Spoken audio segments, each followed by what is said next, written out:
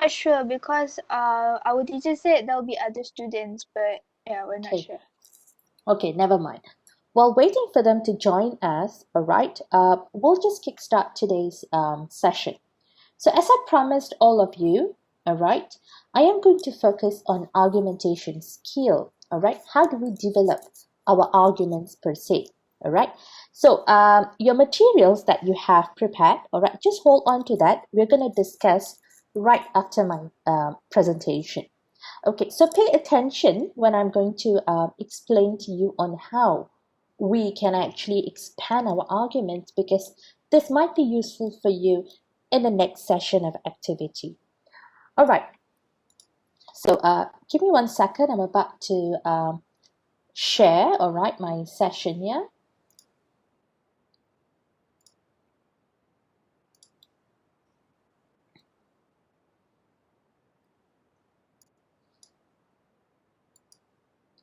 Okay, this is the first one. Okay, all right, this one.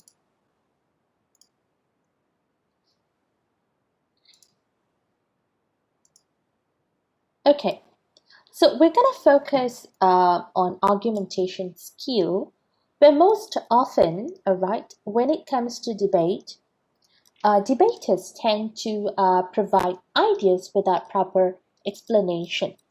And most often, all right, what happens is that when the adjudicators provide them an oral feedback, they always harp on the idea, your presentation or your ideas were merely claims and they were not substantively discussed in the debate. All right, so that's why we need to pay close attention to how can we develop a good argument and will stand strong in the session of debate itself. So, what is an argument? All right. Is argument a sentence, or is it an idea? Is it a statement? Is it a question and not? So, argument is usually a claim. That means we put up our own statement, and it's usually supported with evidence as well as explanation. That means there is a reason behind our claim. That's what that is called an argument. All right, something that you say, all right, and you just don't leave your words in the cloud, but instead you try explaining it out throughout the debate so that it makes sense to your audience as well as adjudicators. Remember, throughout the session of tournament, the main person that you're trying to convince and sell your ideas are the adjudicators. So that's why you need to look at them and then you start talking about your argument. Eye contact is very important. Even though this is going to be a virtual competition, remember to always look at the camera while you are speaking. All right, and at the same time, along the way in your speech, make sure to address the chairperson or the panels, whoever who's going to be in the room with you. Okay, so you might be wondering, teacher, what's the difference between a claim and an argument? How do I prevent myself from just throwing out a claim in the air? Well, look at these sentences. The sun is the most important object in our universe. Finish. And there's no explanation but just a statement. So this is called a claim, right? You make a claim. Yes, we need to make a claim in debate, but at the same time, we have to provide an explanation. So that's when it's called an argument. The sun is the most important object in our universe due to the functionality which serves as the source of light and energy to living things on every planet. This has been said and verified by various scientists across the world, and it's a known fact. You see, you provide an extensive explanation to why you say such claim, all right? And better still, if you have a verified source or a common idea that is being accepted by everyone. You know, certain things you just cannot run away, isn't it? Humans need air. Everyone knows that, all right? So let's say if you're going to talk about, let's say, a nuclear weapon or nuclear energy development, all right? And they want to develop a plant around probably a residential area, and you are so against it. That's because that's going to pollute the air and it's going to affect the people or the community who resides around the area. So in that case, when you want to develop your idea, you may use the idea of air pollution. So it is known that air is the basic communal, we call that rights that each living being needs, and we need clean air. So that's a fact that you can throw in while you are trying to justify your argument. And so remember, argument is usually, all right, that means the first part of your argument, all right, it usually relates back to your motion. And you may have seen this one word that's called stance even in my previous lecture, in my previous session with you. And at the same time, even the template that teacher gave you for your homework, all right, there's this one thing that is called stance. And you might be wondering, what is a stance, all right? And how do I use this, all right, in the context of debate? Well, you don't have to mention my stance in this debate is this. No, we don't do that, all right? But what you can say is that, for example, on the motion, all right, one of the motion that I assigned to you, the House will abolish death penalty because we on the side of government feel that this is a heinous act of penalty, and this is something that we cannot reverse. Probably. It's usually this one particular sentence that your whole team, all right, will hold on to. That means this stance is universal for all speakers of your team. Let's say there are two of you. Two of you will start your debate with this opening stance of your team. All right, that's a stance. So a stance is something close to your argument, but it's usually just one sentence. All right. So if you want to look at this one, where is the stance? All right. The stance is actually the first sentence itself. All right, which is also a part of the argument. But why it is different from the argument, all right, is because argument would go deeper. That means you analyze deeper and you provide explanation. Okay, girls, are you guys good so far? Yes, madam. Okay, all right. So now let's look at the difference, right? As I said, claims are statements and arguments are usually conclusions or explanation that you provide with valid reasoning and justification throughout your debate.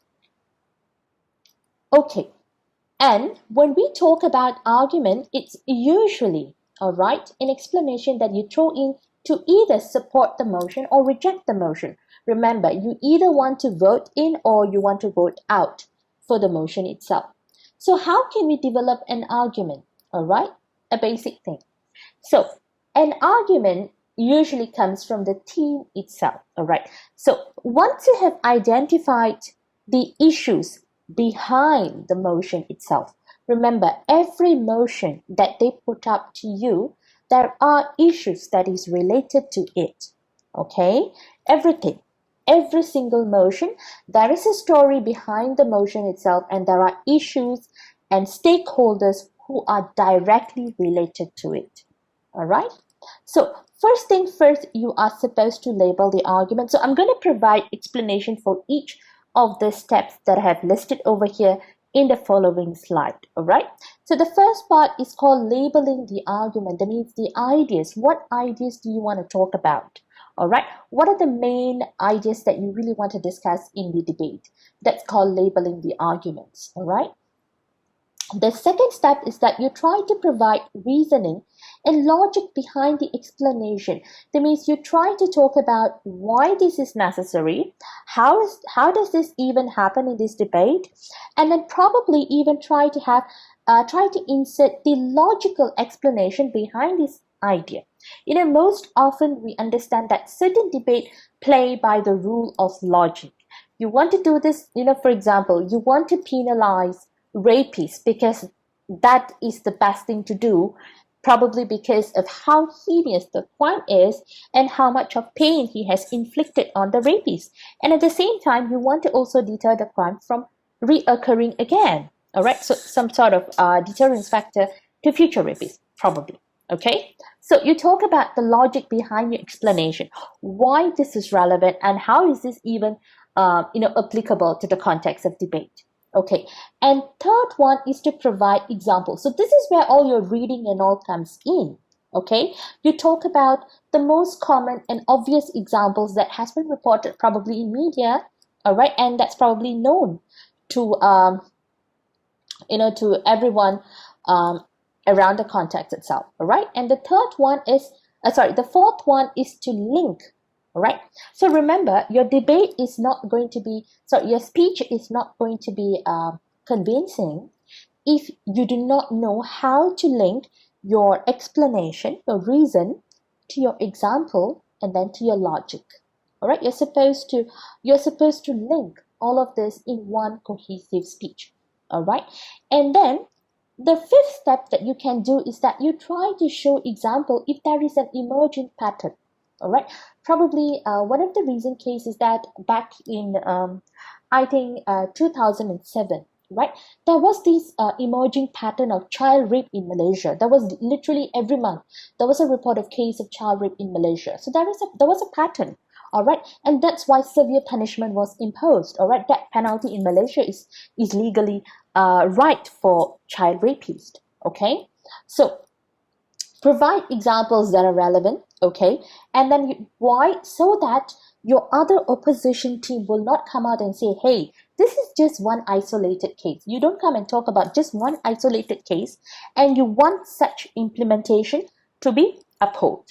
So if you can show a pattern, well, then there would be a dire need of implementation of certain policy, all right, if you are trying to debate on policy, okay? And the last step that you can do is that you provide an explanation to the motion.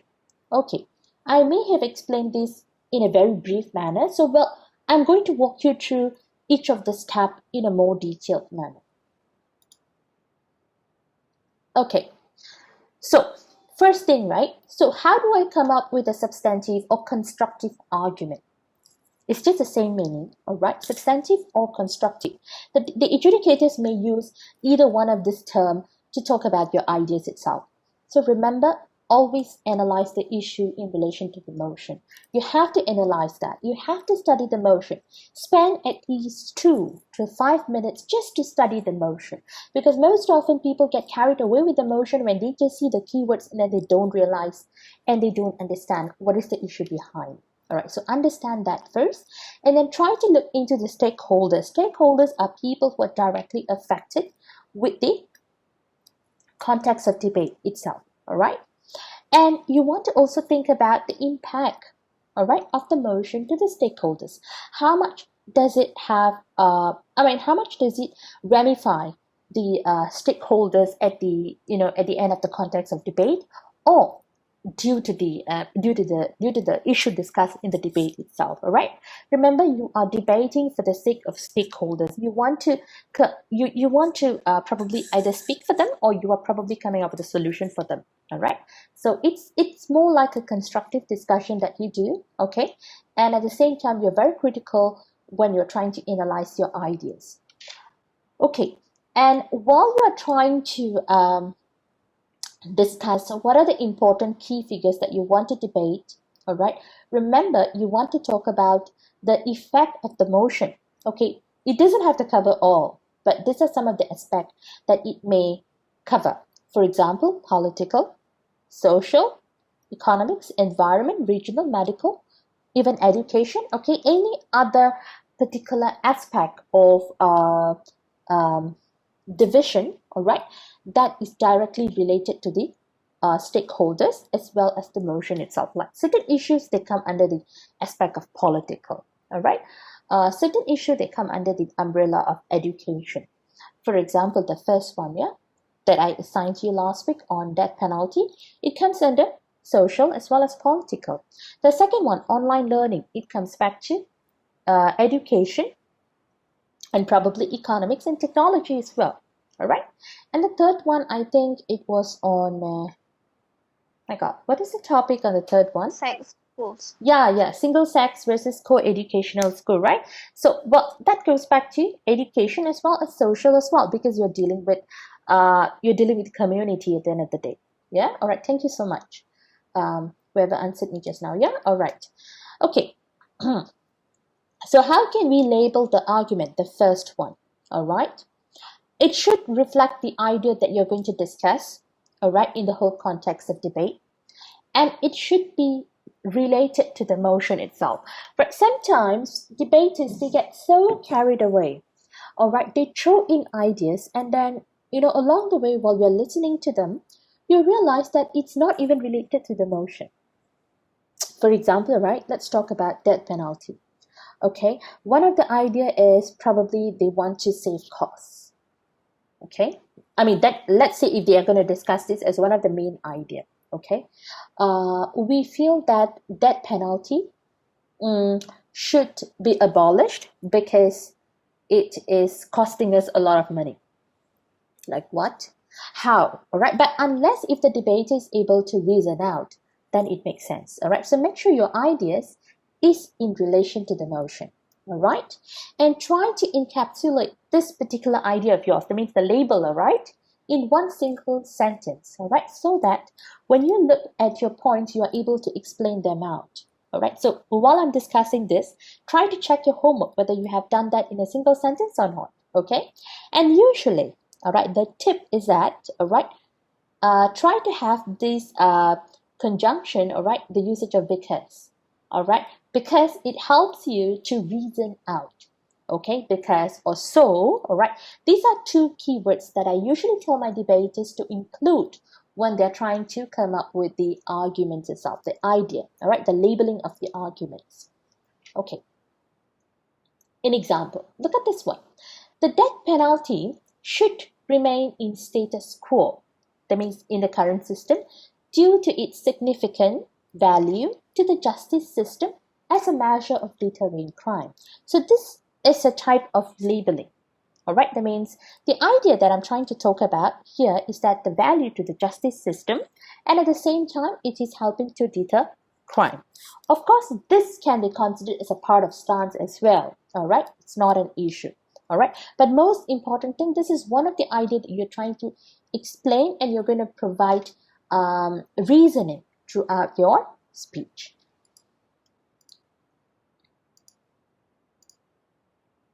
Okay, wait, hang on.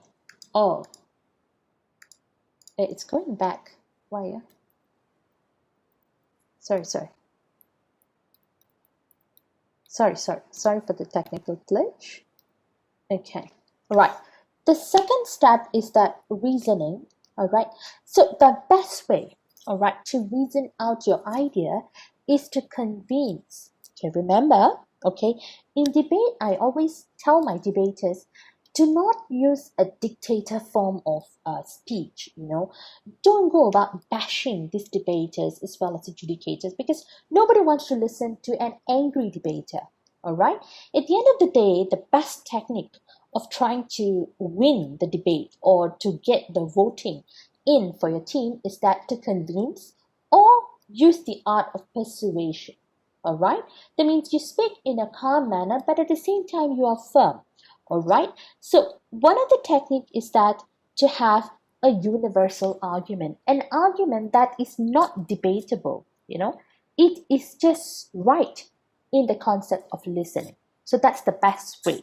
All right, and it can be done in the manner of theory or principle. Okay, theory or principle comes back. So theory goes back to ideas and facts. Okay, principle is more applicable to what is right in the society, what is in practice in the society. Okay, and it is also advisable to walk through the logic of your argument to the audience as well as the adjudicator. That means you try explaining the logic of it. For example, let's say if you're going to implement this, how will this help the stakeholders, and how will this impact the motion itself at the end of the day? That's how you do it. Okay, give me 1 minute. Count 1 minute. All right, just 1 minute.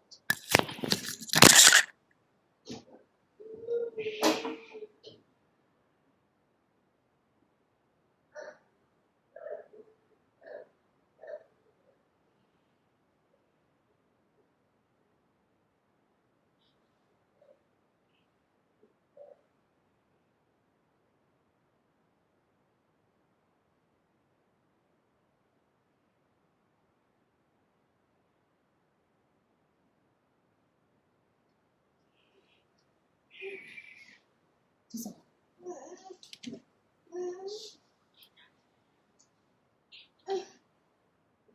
You want to sit? You want to sit? You can sit. Okay. Sit. Okay, sit. Sit. Okay.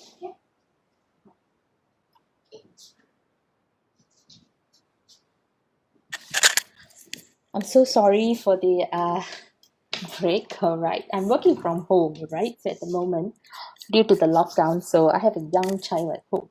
Okay, so let's go back and trying to understand how do we walk through the audience, all right, in terms of the logic of our argument itself.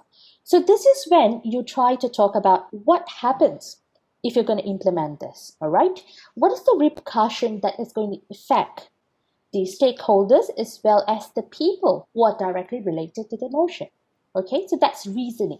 You try to walk through the explanation. So the best way is that trigger questions. Why? What? How? So what happens? Okay, so then you will get an answer to your arguments itself. Okay, next, look at the example. All right, that I've given you over here. Link A, that means the idea A. All right, the subject is the convict. All right, he has a certain thing. All right, certain trait that's inherent with him. So and then we talk about how. All right, it involves death. All right, that means there is an explanation. Okay, in terms of why this is necessary because of certain character, and then it goes back to because of it would serve as a deterrence factor because it involves crime. Okay, and then link B, that means the idea B is that the particular idea, all right, will try to lead to a certain effect. All right, that means probably in terms of deterrence. Okay, when you implement this, okay, the benefit is that people will know the existence of law, and obviously that scares people away, and that will help to reduce certain crime rate. Okay, and link C is that you try to talk about what you want to achieve at the end of the day. You don't want people to commit these crimes because you want to reduce the crime rate. So when you implement this, what happens is that people will have this awareness in them, all right, and they will stop committing, or it will prevent people from committing certain crime because they are in fear of the consequences that will trigger them if they commit such crime. So in that case, the motion is proved, and we believe that death penalty should be supported. That means you have certain idea like link A. What is your idea? Link A is your idea, argument, all right? Then link B, your argument. Link C, your argument. That means you explain. You try to link from A to B to C, and then at the end of the day, you try to conclude your stance again, which is to either support the motion or reject the motion. Okay. My God, the fifth one. There is no fifth one. There is an error on the slide. So there are only no there are actually many ways of coming up with examples, but I just want to highlight on the four type of common ways of providing examples. So the common ways or method of coming up with examples is that the first one is to use prominent cases. Prominent cases are like famous cases, all right, cases that you just cannot evade because it has occurred and everyone is aware of that case. Let's say you're talking about nuclear energy. You cannot run away from the concept or the issue of Chernobyl, right? So what happened over there in Russia is that there was a vast attack, right, on the nuclear power plant. So the effect is that it destroyed. Okay, I think it devastated most of the area around that plant. Okay, it's Chernobyl. Sorry, not Chernobyl. Chernobyl. So what happened is that life was severely impacted. All right, we had children who were born with severe deformation. All right, so the impact was so severe. I think it lasted for few decades. Okay, so that's what we're talking about. The issue of Chernobyl. So when you want to talk about nuclear, all right, you cannot run away from the concept of Chernobyl. Okay, the second way of using example is that you can use things that are probably trending. That means there is a trend of certain issue, like what I said. All right, back in 2007, there was this trend that there was this rape in Malaysia that was happening every month. Okay, so there was this trend. Okay, and then you can provide a statistic. All right, you can provide a statistic about what has been reported by the government. All right, in terms of figures. Okay, if you have that. All right, so that's trend and statistic. All right, and the third one is proof based on research, okay, or law. That's not all law, okay, or expert. All right, so there might be certain idea, all right, that you can explain based on that. All right, so for that, what you can do is that just okay, you try to go back to what you have read, okay, and then look back at what is already in place, that means in status quo, and then try to support that and use that as a part of your explanation.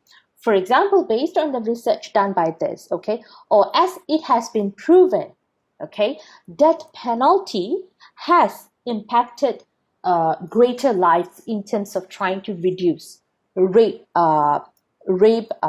crimes in Malaysia, for instance. Okay, and the last one is to use analogy. So this is a very famous technique. Okay, where debaters, they try to talk about, that means they try to narrate. Analogy is like a small story that you put up in the context of debate, because you want to make a very complicated notion to a simpler understanding, because certain motion can be really long and can be really complicated. So for that, you want to make things easier, and you want them to understand what you're trying to do in a simpler notion. You try to use analogy, but this one, it can be rather difficult, and at the same time, I would say it's like a battle in the debate itself, because the other team can always come forward and just say that, hey, you are using it in a vacuum space. That's just an isolated example that you're trying to use. So if you have to use analogy, make sure that this is something that you want to do if you really do not have anything to present to the members. Okay, the next one is that you try to link to the motion. So as I said, once you've done the examples, once you've done talking about the explanation and so on, so this is where you conclude your argument, and you try to link back to the motion, and you talk about why this argument is even relevant in the context of debate. All right. So this is where debaters, they often overlook. All right. They think that it is okay for one to just throw in the ideas, and then at the end of the day, they expect the adjudicators to just pick up the ideas and churn out on their own. Well, you don't want to do that, all right? Remember, when you have presented all your explanation, you want to go back to the root of why you're debating on that day. So that's why you need to link back to your motion. Okay, for example, right, when you're going to conclude, all right, your argument, all right, you have to talk about, let's say I'm still discussing on death penalty, yeah, how it is relevant to the community. All right, that means when you conclude, you have to say that how death penalty, all right, that means the existence of death penalty, if you are in the support of death penalty, why it is still relevant in the community, and the law, all right, and explain and justify why it should still be in place in terms of, in spite of all the arguments that has been thrown, rather than just say that, death penalty should be retained. Okay, so you go back and then you conclude again. After you have linked all your ideas, you go back and you conclude and you talk about why this should be done or why this should not be done. Okay, now we have come to the end of my session. So before we go to the group discussion, all right, based on the topic that I have assigned you last week, okay, I'm just going to call out the debaters, all right, so that I know that you are with me, all right? So, Adriana, are you there? Madam? Hi. So, were you able to grasp what has been shared with you moments ago? Yes. Okay, all right. Any questions, Adriana?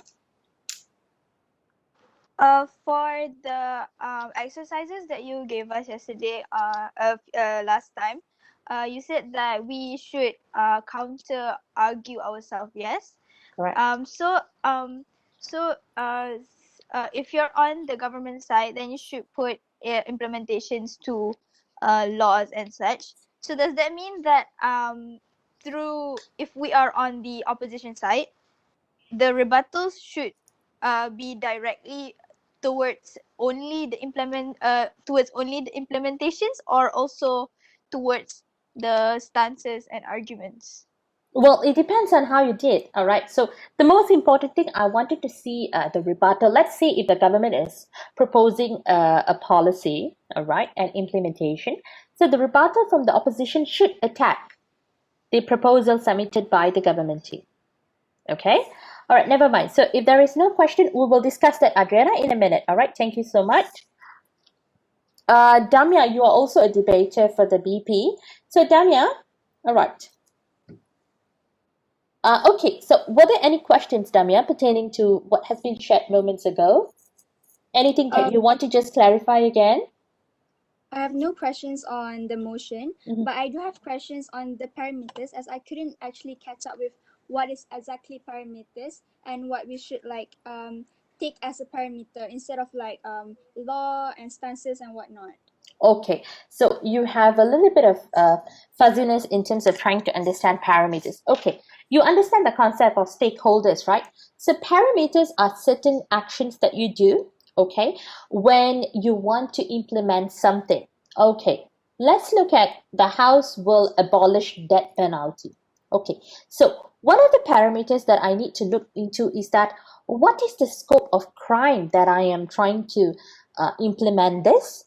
Okay, and then in terms of, let's say if I want to remove a death penalty and I want to replace with a lifetime imprisonment, okay, so another aspect of parameter that I need to look at is that can our prison occupy them for a period of whatnot, and what about the cost? Okay, so these are the aspects that you need to look at when you're trying to implement something. So parameters are certain aspects or requirements that you look into when you're trying to come up with a proposal. Let's say if you want to legalize abortion. We discussed abortion last class, isn't it? So I want to legalize abortion. So the parameters, okay, is that I'm only going to allow women who are above 40 years old, okay, and they have been certified medically unfit to carry on with pregnancy. That's my first parameter. Okay. Second parameter is that they can only go for medical abortion in the clinics or hospitals that are registered with the government, and the doctor must be a registered physician who can conduct abortion. That's the second parameter. The third parameter is that whatever abortion that has been done in the medical premise has to be reported to the government. That's the third parameter. That means the requirement or the process that you're trying to do as a measure to control the motion. Okay, Jamia, is that a better understanding? Thank you, teacher. Okay, that's great.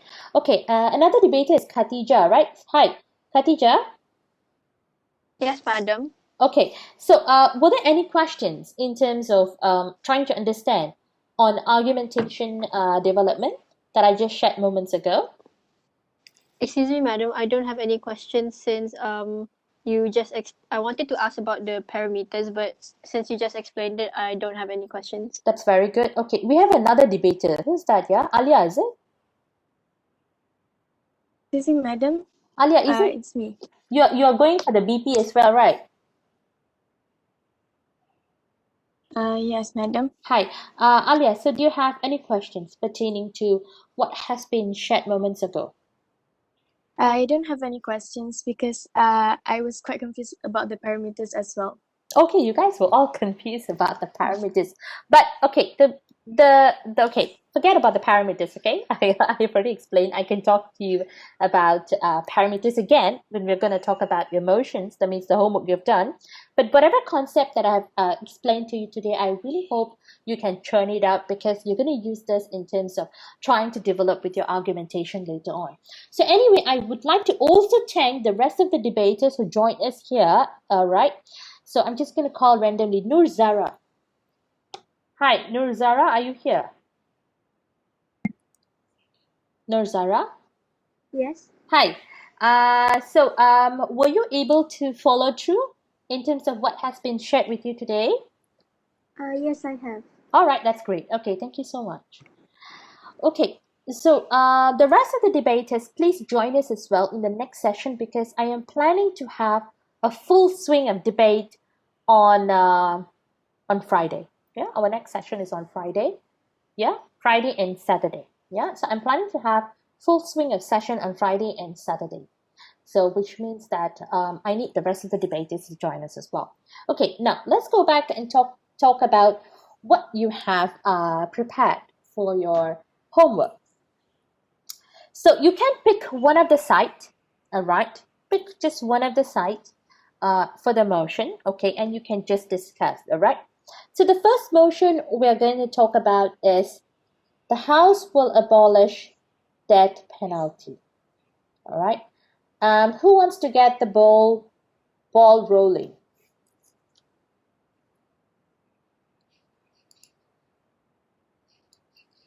Any debaters who want to get the ball rolling first?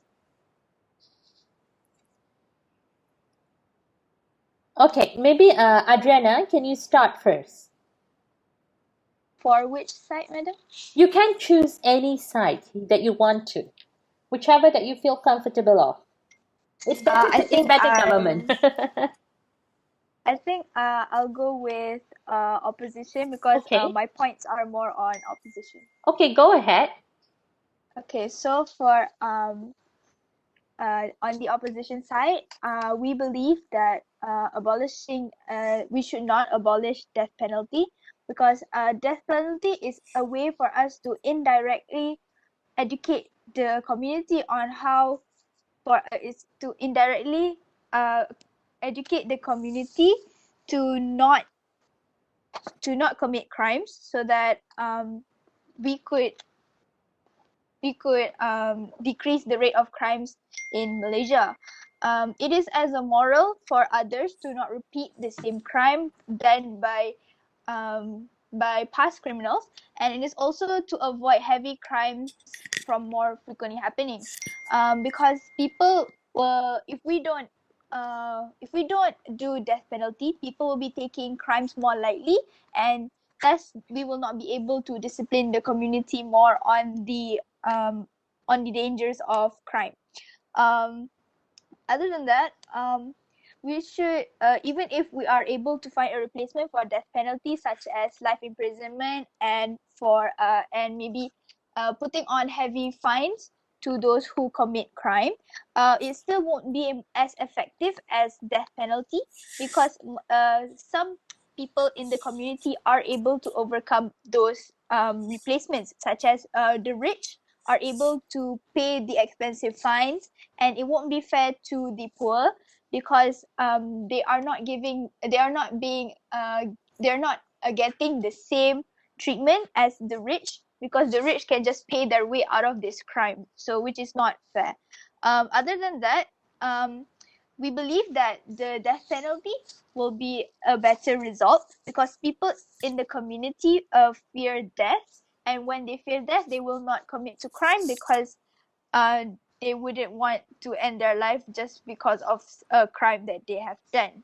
So with this, we can achieve more world peace and less crimes will happen because people wouldn't want to result into death after committing a crime, and it also wouldn't be fair to the victim's family of a crime. For an example, a murder.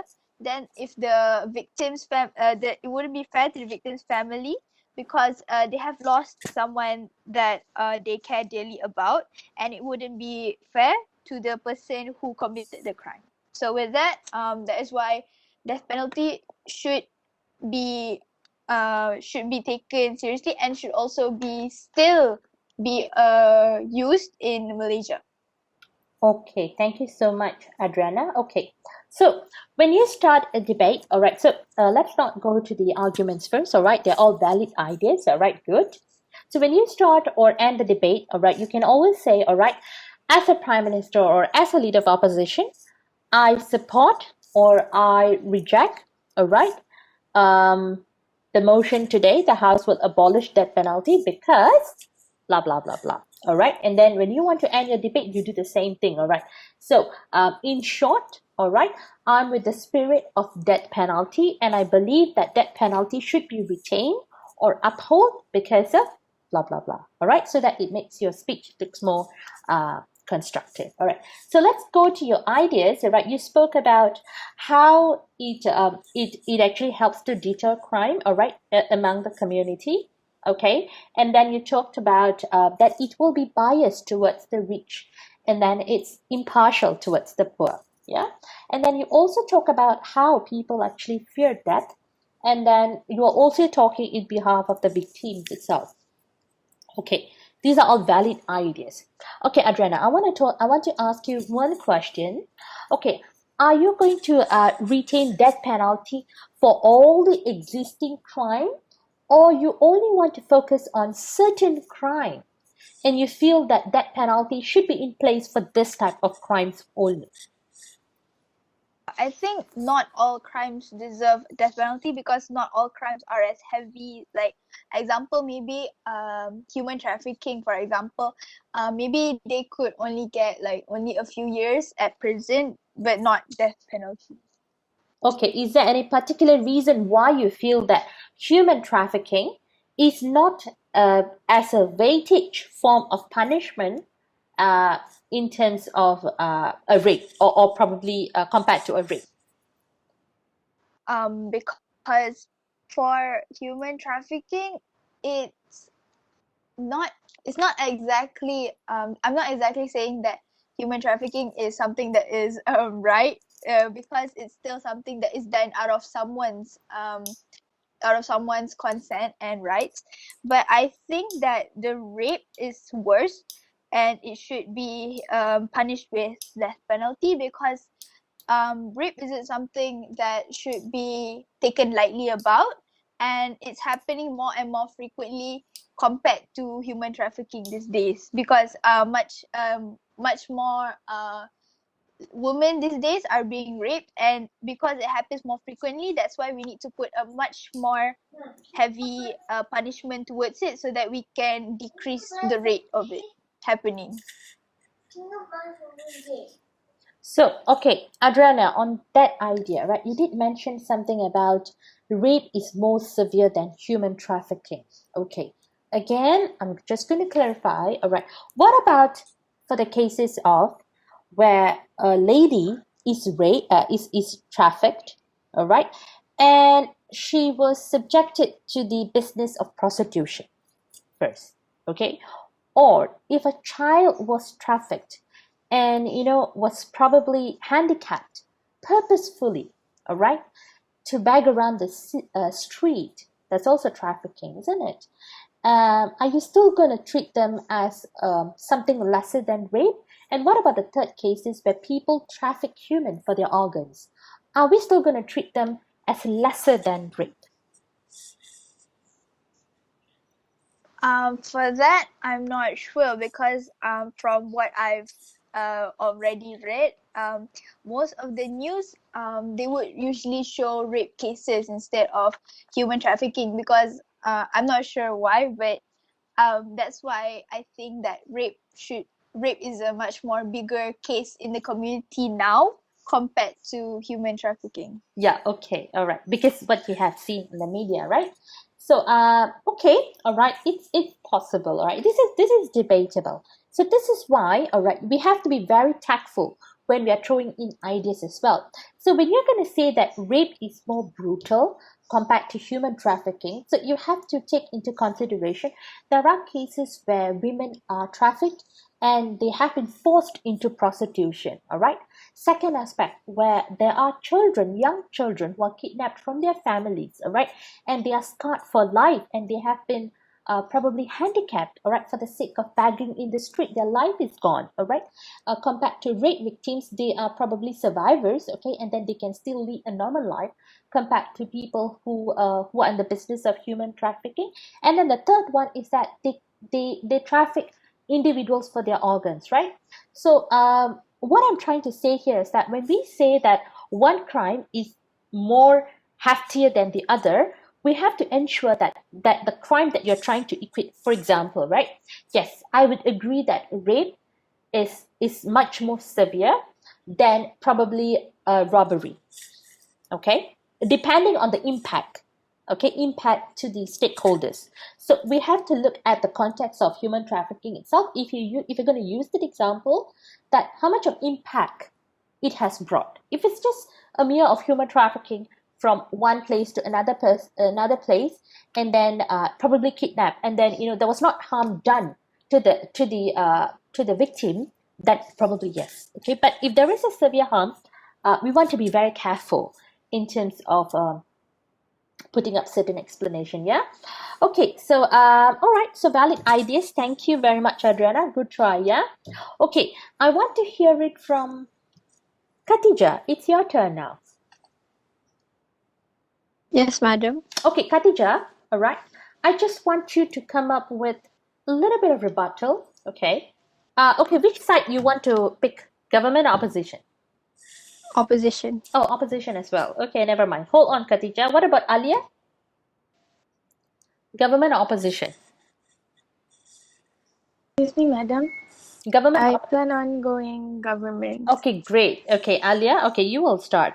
Alia, can you just do a little bit of rebuttal towards what Adriana has presented, and then go on with what you want to say? All right. So this house will abolish death penalty because death penalty is a symptom of a culture of violence, not a solution to it. So, like what Adriana said, she mentioned on how there are worse crimes than other crimes, like there are heftier crimes. I feel like, wait, sorry.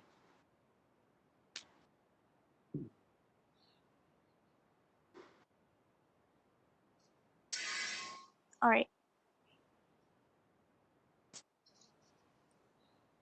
Okay.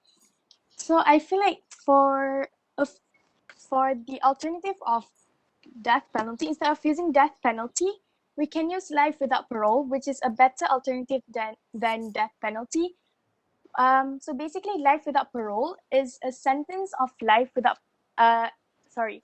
So basically, a life without parole is they will be locked away in prison until they die, which is better than death penalty, which is something that can't be taken, which is something that is irrevocable, and it is the ultimate inhuman punishment, where once they do it, they can't take it back. For an example, in 1973, more than 160 prisoners sent to death row in the USA have later been exonerated or released from death row on grounds of innocence, and the others have been executed despite serious doubts about their guilt. This just shows that there are many other people that were sent to death row, even though they weren't confirmed about their guilt, meaning they were actually innocent. So, why should we actually abolish death penalty? Death penalty breaches human rights, in particular the right to life and the right to live free from torture or cruel, inhuman, or degrading treatment or punishment. And like I said, execution is the ultimate irrevocable punishment. The risk of executing an innocent person is never zero and can never be eliminated. Next, it does not deter crime. Countries who execute commonly cite the death penalty as a way to deter people from committing crimes. Don't really show an effective way in reducing the crimes. And according to UN human rights experts, executions serve no legitimate purpose and only increase the cruel, inhuman, and degrading nature of this punishment. And like I said in the beginning, death penalty is a symptom of a culture of violence and not a solution to it. That's all from me. Okay, all right. Thank you so much, Alia. You spoke about how inhumane is this particular form of punishment, all right, capital punishment. And then you also provided an alternative, which is life imprisonment, right? And then you spoke about that it doesn't deter crime. So I couldn't get what was the explanation behind it, all right? So anyway, but these are some of the ideas that you presented. Okay, my question to you, you spoke about that you want to provide them a more humane form of punishment. What about heinous crime that they have committed? How do you provide them an eye for an eye form of punishment to the crime that they have done? That's my first question. My second question is that you spoke about that, you know, this is of course we agree to the fact that this is an irreversible form of punishment, all right, or penalty. But with the advancement of technology in the current system, all right, most of the test is run by computers, all right, and there is a 99% of accuracy in terms of DNA compared to the previous generation. So which means that most likely the correct person is going to be convicted. So why do you think that there is a need for us to abolish this death penalty for the sake of trying to help this criminal? And the third one is, don't you think it's going to be more costly to put these prisoners throughout their years in the prison? These are my questions to you, Alia.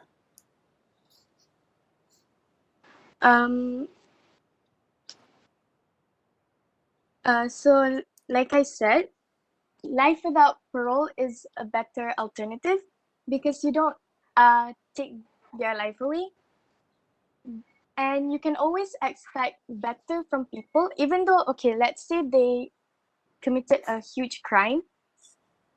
Of course, people would think they deserve death penalty because of the crime they did. But in my opinion, wouldn't that just make us like them? Okay, that's number one. Okay, what about the following two questions? Okay. Could you repeat the other questions you asked? Okay. The second one, I think something about, okay, you talked about it's irreversible, right? So, but I'm trying to relate back to the technology, the existence of current technology, which is more likely that the correct person is going to be convicted. Mistakes are isolated cases. And the third one, I asked you about cost, because compared to terminating their life, now you have the obligation in trying to put them in the prison, which means that probably they're going to live for another 40, 50 years along down the road. So what about the expenses? And do you think that we have the capacity to put them in the prison for that period? So um, about the innocence and the guilty and confirming if they're guilty. Even with the technology we have now, which is more advanced than before, people still sometimes get the wrong people, because policemen, especially nowadays, they're more biased, especially when it comes to race. And about the cost, I think death penalty costs more. For an example, like one of the ways they execute people is electric chair. It costs more because the things you need to execute them, sometimes they use electric chair, sometimes they use Lethal injection. yes, those injections, lethal injections. So I think death penalty actually costs more. Okay. Okay, I agree to you. Yeah, you got me right. So that's true. Okay, so most often this is one of the idea that may be thrown. Okay, if you happen to come across this notion, it is true. Capital punishment costs more than putting them in the life, into the prison. But Alia, I couldn't agree to the idea that you throw in that policemen nowadays are biased due to the race. Don't you think that is a very skeptical statement?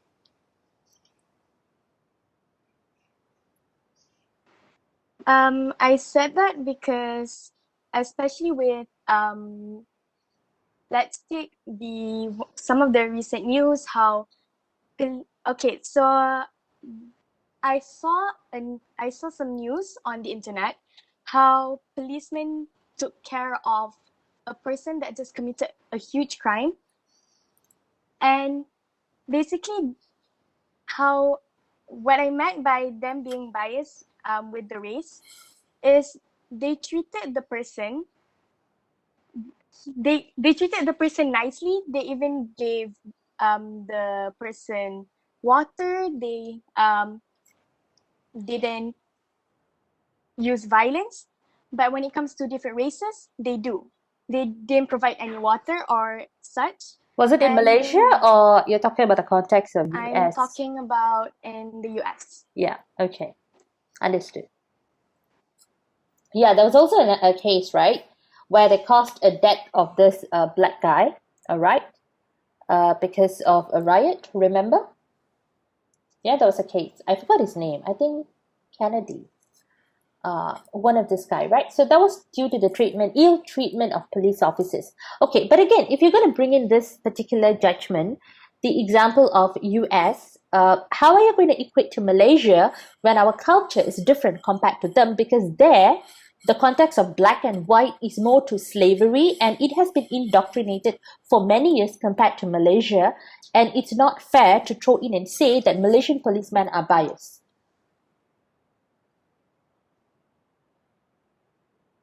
Will you be able to explain that, Alia?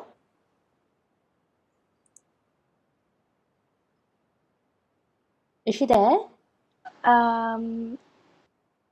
In that case, I'm not really sure. Right. Okay, never mind. All right. But you can also still talk about and use it as an example and say that this kind of cases still occur in isolated manner. All right. Okay, that is just an example. But we don't deny the fact that there might be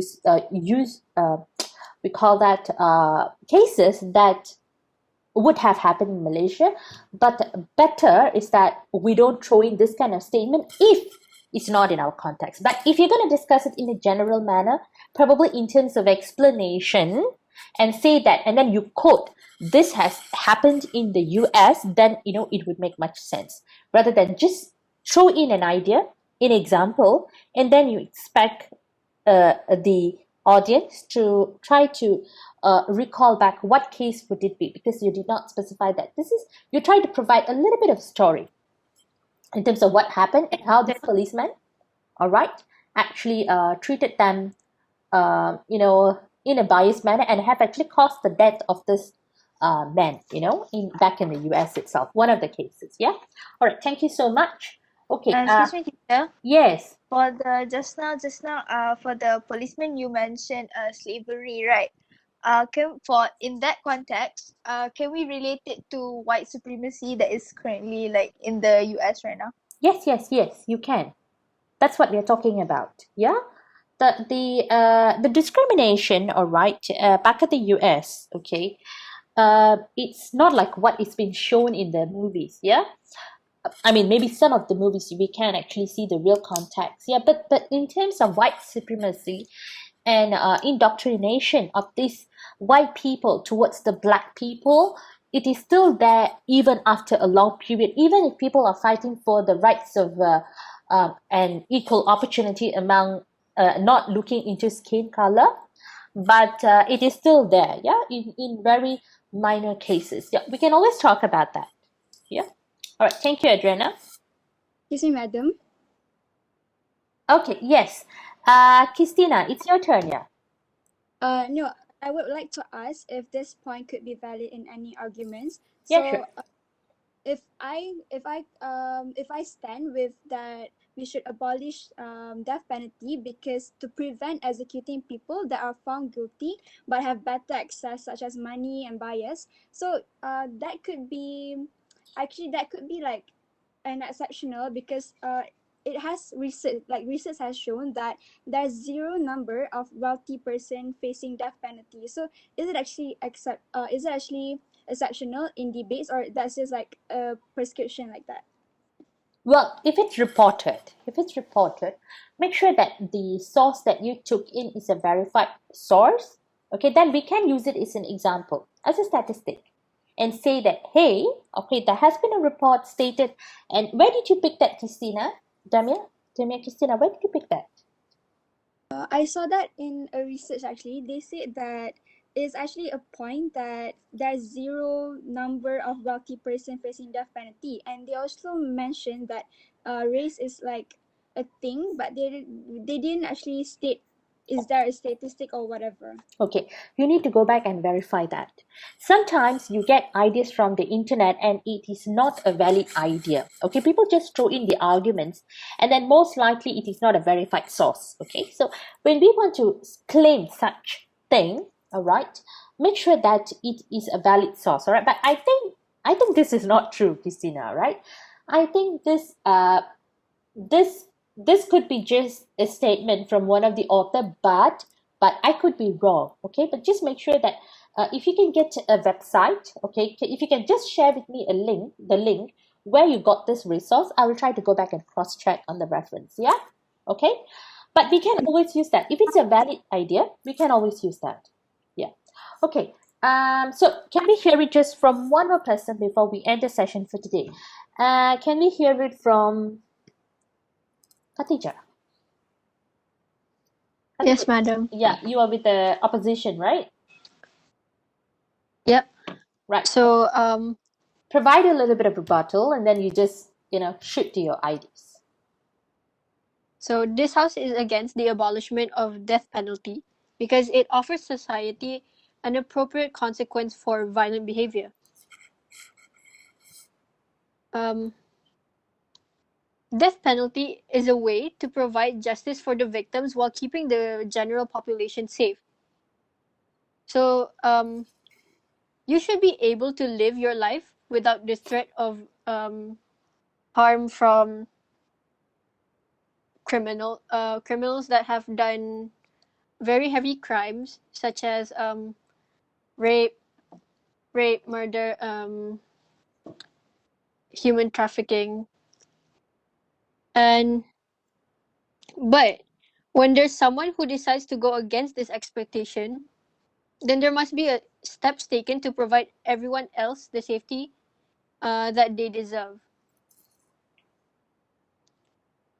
We don't know the intentions of everyone, but for sure there are criminals who desire to continue their criminal behaviors. So by keeping capital punishment as an option within the society, we create an appropriate consequence that fits the actions taken by the criminals. So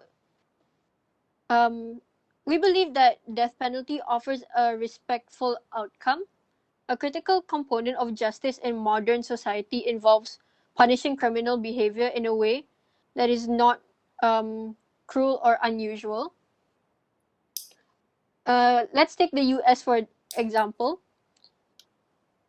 That societal expectations has led the United States to implement capital punishment by using lethal injections, although some regions struggle to purchase the necessary drugs to administer lethal injections.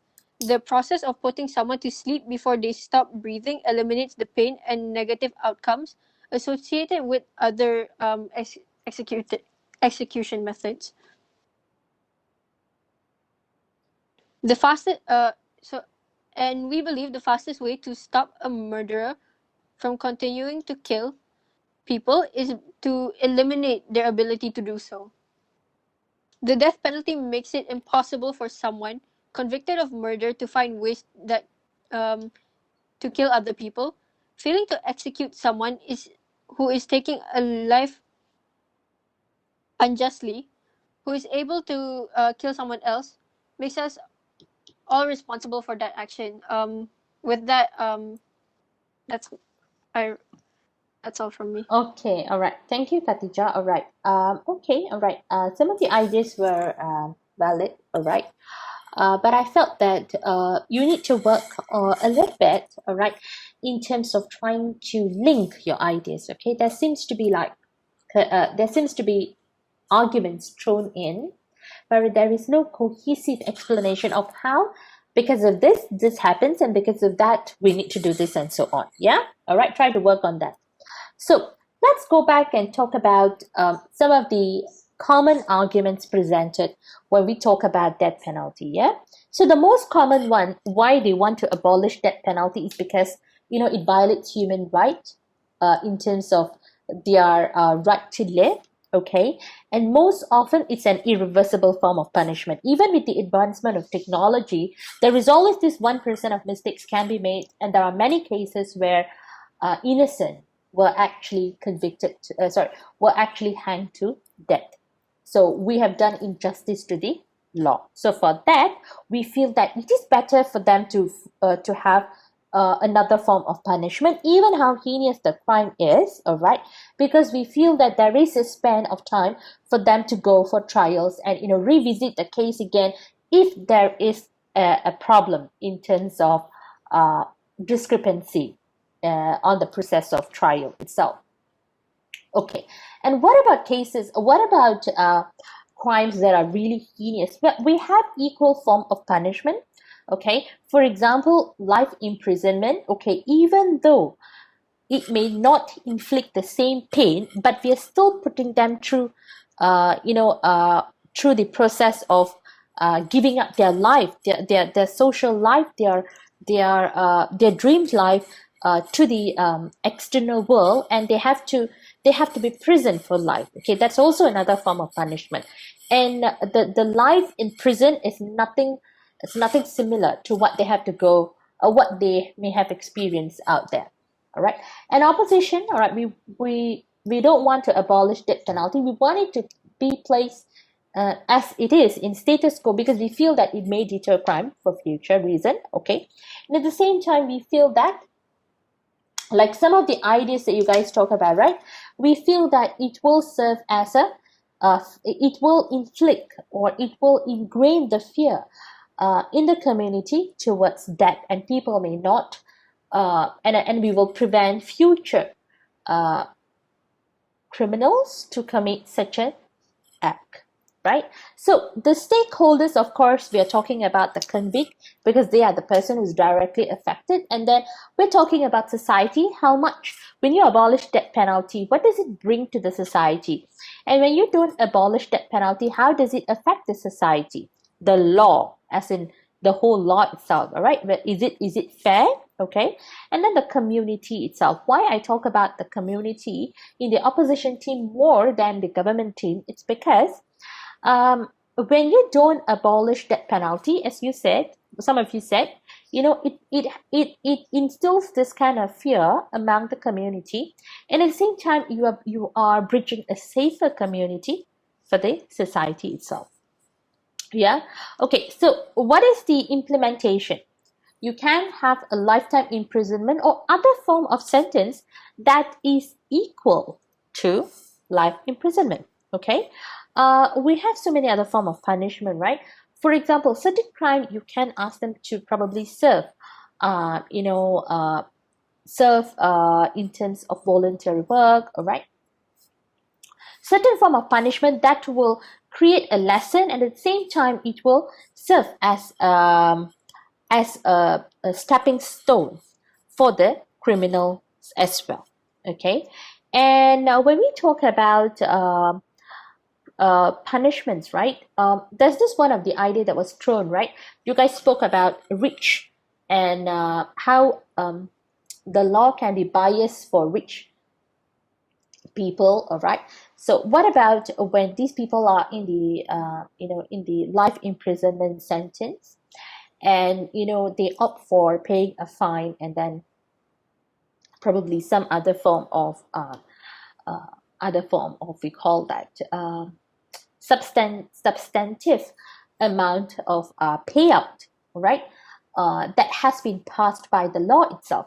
Well, whatever process that goes through law is considered valid because it has gone through the process of verification from the court and so on, right? So when we talk about certain form of monetary price that has been paid by the criminal as an act of equating it to the crime that they have committed, we can always explain it by saying that the form of monetary that was paid to the court can be used for other form of work, or this money could be served as a gift to the victim to start a new life, something like that. All right. Okay, and then you don't want to abolish death penalty because certain form of heinous crime can never be forgiven, and you want to practice eye for an eye form of punishment, right? So the argument is that for government, we can talk about it is not deter crime. Okay, it's not gonna prevent people from from doing it. All right.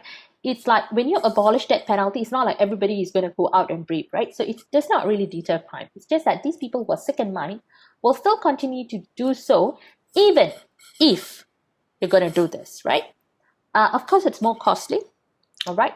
And then we also talk about how it is irreversible, right? This is one of the main ideas that you can always talk about when motions that are involving death penalty. Okay. And you don't want to abolish because it's a heinous crime. The crime that they have committed itself, okay, the class of the crime, okay, and then the strata and the impact of the crime to the stakeholders and so on.